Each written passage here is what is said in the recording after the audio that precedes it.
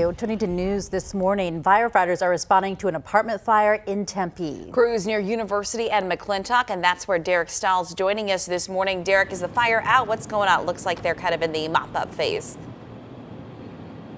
Absolutely, yeah. They've got the fire knocked down at this point. Now crews are assessing the damage and sort of packing up, cleaning up. You can see the damage is up on the second unit of this apartment complex. This is the Papago Park Village 2 apartment complex near McClintock and University. And I'm joined live by Brandon Siebert. He is a fire investigator with Tempe Fire. Brandon, tell me a little bit about when your crews arrived here. What did they find? We got a 911 call around 4:45 this morning from a resident of a neighboring apartment complex who woke up and saw fire on an exterior balcony here at this apartment complex. Firefighters arrived on scene and were able to fight the fire from the exterior as well as make entry into the apartment at the same time, and they were able to rescue 2 people out of the apartment who were asleep inside at the time of the fire. Right, so the people who were actually inside had no idea that the outside of their building was burning. Your crews got them out. What's the impact to the building right now?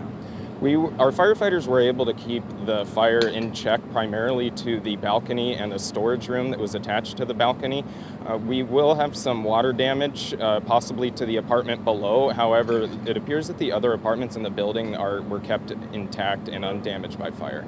And you mentioned to me, too, that no evacuations to the other buildings. This is a large apartment complex, but you guys were able to actually keep this thing contained. That is correct. The firefighters from Tempe Fire Medical Rescue Department are familiar with the buildings in their area. We did make this a first alarm assignment totaling over 50 firefighters from the cities of Tempe, Mesa, and Scottsdale. And they did that as a precaution, knowing the size of the apartment complex. But luckily, the firefighters were able to keep it contained, and none of the other buildings nearby were exposed to fire.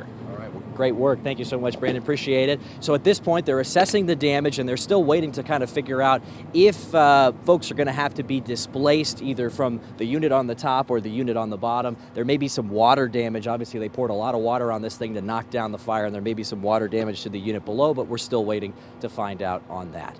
For now, reporting live in Tempe, I'm Derek Stahl for Arizona's Family. All right, Derek, thank you.